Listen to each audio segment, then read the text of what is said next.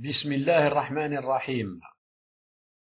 Bonjour et bienvenue à ce 21e cours sur l'électricité et le magnétisme. Vidéo 60, c'est le 6e cours sur le chapitre de l'électromagnétisme. Nous continuons sur la loi de Biot-Savart en prenant connaissance de deux applications.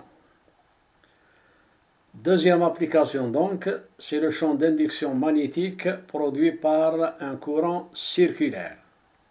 Nous avons déjà vu le champ d'induction magnétique produit par un courant rectiligne. Maintenant, le courant est circulaire. حقل التحريض المغناطيسي الناتج عن تيار دائري. Position du problème. La figure représente un anneau parcouru par un courant d'intensité I constante.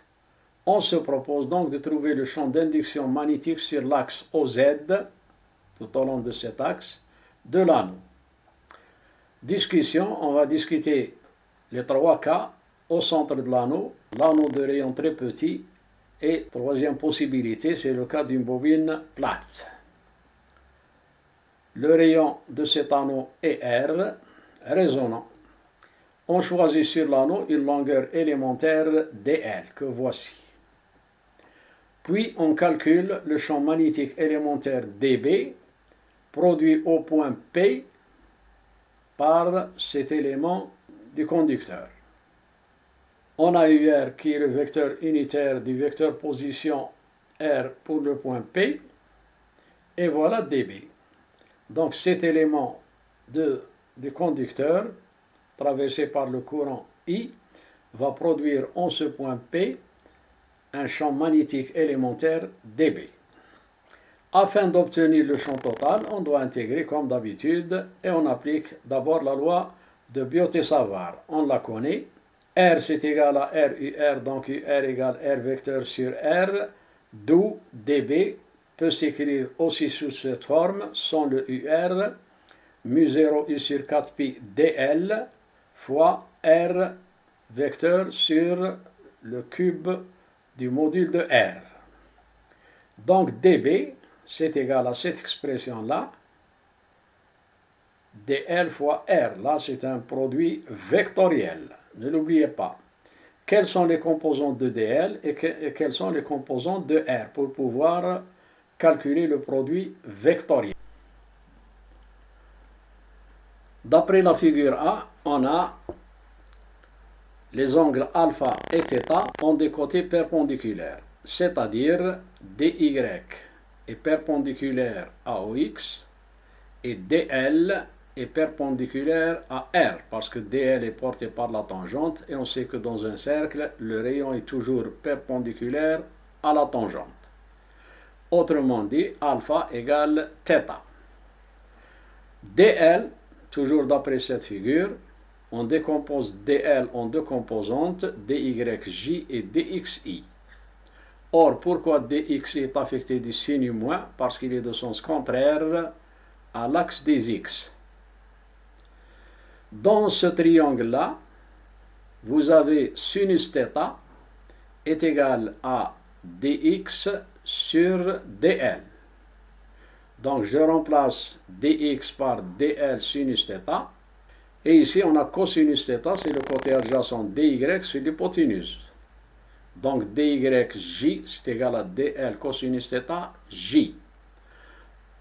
Ce qui nous permet d'écrire cette égalité-là, dl, c'est égal à moins dl sinus θ i plus dl cosinus θ j. Or, alpha égale θ, donc je peux remplacer ici θ par alpha. Voilà ce que j'obtiens. On sait d'autre part que dans un cercle, la longueur d'un arc de cercle est égale au rayon par l'angle, en radian bien sûr, qui intercepte cet arc de cercle.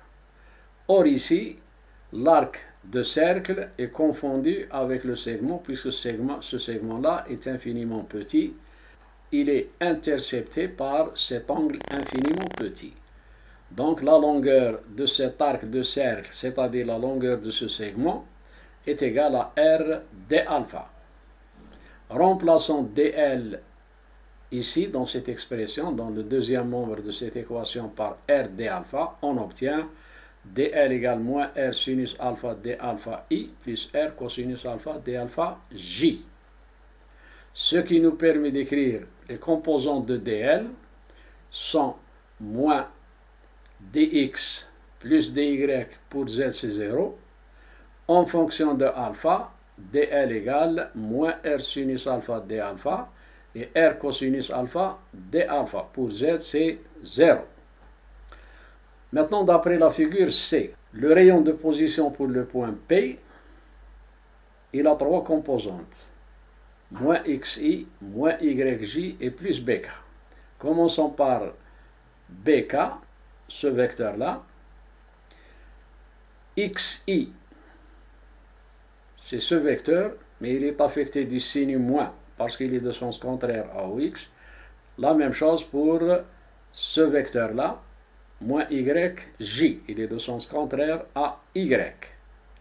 Donc les composantes de R, en coordonnées cartésiennes, sont moins x, moins y et b. En fonction de alpha, nous avons R égale moins R cosinus alpha, moins R sinus alpha et b. Mais d'où vient moins R cosinus alpha et moins R sinus alpha? Si on regarde bien cette figure-là, on voit que dans ce triangle rectangle, puisqu'ici on a un angle droit, parce que ça c'est la projection sur l'axe des x, et ça c'est la projection sur l'axe des y. Donc ici on a un angle droit, ici un angle droit, ici un angle droit, ici un angle droit. Sinus alpha, c'est égal au côté opposé sur l'hypoténuse. Ça veut dire que sinus alpha, c'est égal à y sur r. Ça veut dire que y, c'est égal à r sinus alpha. Mais on a ici le moins. Donc, c'est pour ça qu'il y a ici moins r sinus alpha. Pour le moins x, cosinus alpha, c'est le côté adjacent, c'est-à-dire x, sur l'hypoténuse r. Donc, x est égal à r cosinus alpha, mais on a ici un moins. Donc, c'est moins r cosinus alpha. B reste tel quel. En résumé, voilà les composantes de dl et voilà les composantes de r. Pourquoi on a cherché les composantes de dl et de r? Parce qu'on doit appliquer la loi de Biot et Savart et faire le produit vectoriel. Donc on va remplacer dans la loi de Biot et Savart dl et r par leurs composantes. dB égale donc à mu0 qui est la permittivité magnétique dans le vide, l'intensité du courant I, 4pi et R. R, c'est le rayon de position du point P à la puissance 3. Là, on doit dresser le tableau pour pouvoir calculer le produit vectoriel fois d alpha. Donc, dB, c'est égal, une fois que l'on fasse le calcul vectoriel dl par r et qu'on multiplie par cette constante et d alpha, on obtient dB égale premier membre, deuxième et troisième membre. Ça en fonction de I, J et K. Ça veut dire que dB a trois composantes, dBx, dBy et dBz. Il suffit d'intégrer les trois composantes de 0 à 2pi, puisque alpha varie de 0 à 2pi, pour obtenir les trois composantes indiquées ici. Allons-y. Donc Bx, on prend toute cette expression-là et on l'intègre. Voilà. Donc finalement, on doit intégrer cosinus alpha d alpha entre 0 et 2pi. Mais c'est égal à 0. Pourquoi? Parce que la primitive de cosinus alpha, c'est sinus alpha. Or, sinus de pi, c'est 0. Moins sinus 0, c'est 0. Donc, tout ça, c'est égal à 0. La même chose pour By, c'est l'intégrale de 0 à 2pi de sinus alpha d alpha. Or, la primitive de sinus alpha, c'est moins cosinus alpha. C'est-à-dire cosinus de pi qui est égal à plus 1 moins cosinus 0. Or, cosinus 0, c'est plus 1. Donc, 1 moins 1, c'est égal à 0. Donc il n'y a pas de composante ni suivant x, ni suivant y pour b. Pour bz, on doit intégrer cette expression-là, et on voit qu'on a l'intégrale de 0 à 2pi de d alpha. C'est tout. Il n'y a ni sinus ni cosinus. La primitive de d alpha, c'est bien sûr alpha. De 0 à 2pi. On doit intégrer de 0 à 2pi. Donc, ce qui nous donne ce résultat-là, puisque lorsqu'on remplace alpha par 2pi, on aura ici 2pi moins 0. 2pi sur 4pi, on simplifie, il ne nous reste que le 2. Donc b finalement, bz, c'est égal à mu0 i r au carré sur 2r à la puissance 3. Pourquoi je mets b et non pas bz? Parce que bz est égal à b, puisque b n'a qu'une seule composante. Finalement, on arrive à b, c'est égal à cette expression, et vous voyez bien que c'est suivant k pour le vecteur. Pourquoi ici j'ai mis r au carré plus b au carré à la puissance 3,5? D'où vient cette expression-là? Cette expression-là, c'est égal à r à la puissance 3. Comment ça se fait? D'après toujours cette figure-là, ici on a un angle droit, puisque l'axe OZ est perpendiculaire au plan OX, OY. Et par conséquent, tout ce qui est contenu dans ce plan est perpendiculaire à OZ, en particulier R. Donc ici on a un angle droit, ça veut dire qu'ici on a un triangle, rectangle. Le carré de l'hypoténuse est égal à la somme des carrés des deux autres côtés. Donc ça veut dire que R égale racine carrée de R au carré plus B au carré. On peut écrire cette expression R carré plus B carré à la puissance 1/2. Donc ça c'est petit r. Lorsqu'on élève tout ça à la puissance 3, ça devient 3/2. Le module, donc c'est mu0 r au carré i sur 2 r au carré plus b au carré. Cette expression, bien sûr, n'est valable que si le point P appartient à l'axe qui est perpendiculaire à l'anneau et passe par son centre. Discussion. Le champ magnétique prend des valeurs particulières en certains points de l'anneau parcouru par un courant d'intensité. On part de cette expression que nous venons d'obtenir et on discute. Premier cas, au centre de l'anneau. Quelle est la caractéristique du centre de l'anneau? B égale 0. Si P est situé au centre de l'anneau, ça veut dire que B égale 0. Donc on remplace ici B par 0. Ce qui reste, c'est R au carré à la puissance 3/2. Donc on simplifie par 2. Il nous reste R à la puissance 3 qu'on simplifie avec R au carré. Donc il nous reste au dénominateur R. Donc B c'est égal à mu0 i sur 2R. Deuxième cas, si l'anneau est de rayon très petit, c'est-à-dire que B est très grand devant R, c'est-à-dire que R est négligeable devant B. Donc on néglige maintenant R. Que reste-t-il? Il reste B au carré à la puissance 3/2. On simplifie par 2, il nous reste B à la puissance 3. Donc c'est mu0 R au carré I au numérateur. Et là, vous aurez 2b à la puissance 3. Troisième cas, dans le cas d'une bobine plate. Une bobine plate, ce n'est ni plus ni moins qu'un ensemble d'anneaux concentriques, mais constitués de n spires, qui n'ont pas bien sûr le même rayon. Mais on doit prendre un rayon moyen des spires et on multiplie le résultat précédent par le nombre n. Tous ces valeurs-là vont être multipliées par n. Ainsi, nous aurons B fois n. Pour le premier cas, nous aurons même valeur fois n. Et pour le deuxième cas, la même chose. On multiplie cette valeur par n. Voilà pour cette application qu'on peut considérer comme étant un exercice. Troisième application, c'est le champ d'induction magnétique produit par un courant sinusoïdal. حقل التحريض المغناطيسي الناتج عن تيار حلزوني. Position du problème, la figure que vous avez devant vous représente la coupe d'une bobine de longueur L composée de N spires parcourus par un courant électrique I. On demande de calculer le champ d'induction magnétique B en un point P situé sur l'axe OZ de la bobine. Situé sur cet axe. Discuter les cas où le champ magnétique prend des valeurs particulières en certains points du solénoïde. Donc, le raisonnement, on choisit le point P sur l'axe OZ comme origine.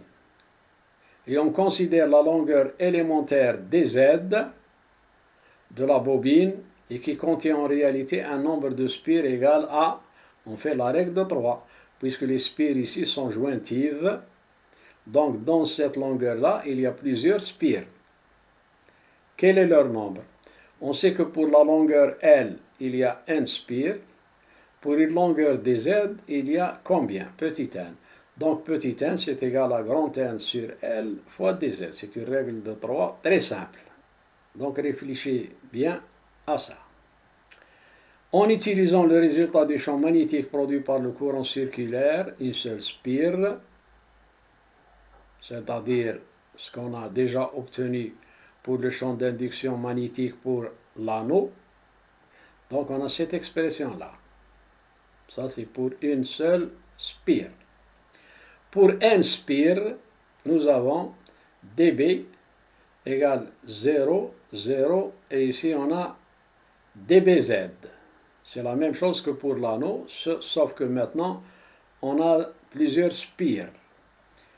Donc dB c'est égal, on a remplacé B par Z, c'est-à-dire qu'on se base sur la deuxième application que nous avons détaillée. Donc dB c'est égal à la même expression, sauf qu'à la place de B, il y a Z. Non, c'est Z, c'est suivant OZ. Fois le nombre de spires contenus dans dZ, N sur L fois dZ. Et le tout fois K parce que dB est porté par l'axe OZ. Donc dB c'est égal à mu R carré I sur 2 R carré plus Z au carré à la puissance 3 demi N sur L dZK. Cette expression nous l'avons écrite un peu plus haut. Sur la figure on voit que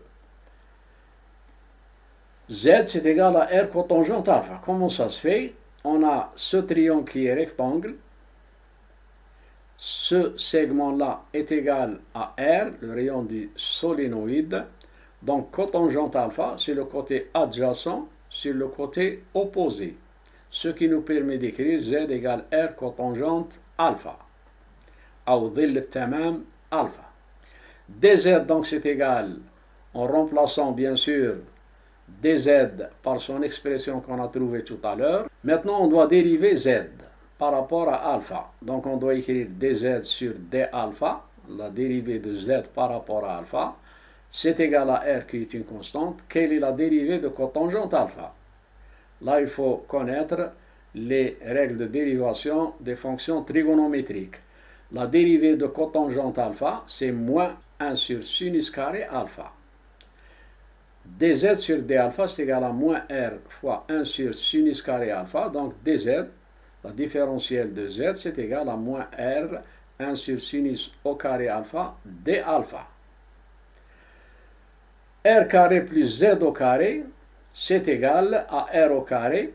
Je remplace Z par R au carré cotangente carré alpha. Donc ce qui me donne à la fin, en factorisant, R au carré plus Z au carré, c'est égal à R au carré, facteur de 1 plus cotangente au carré alpha. Donc c'est des calculs mathématiques. Afin d'arriver facilement à bout de l'opération d'intégration, on doit faire un changement de variable. Si on continue avec ces valeurs-là, pour intégrer, ça sera difficile.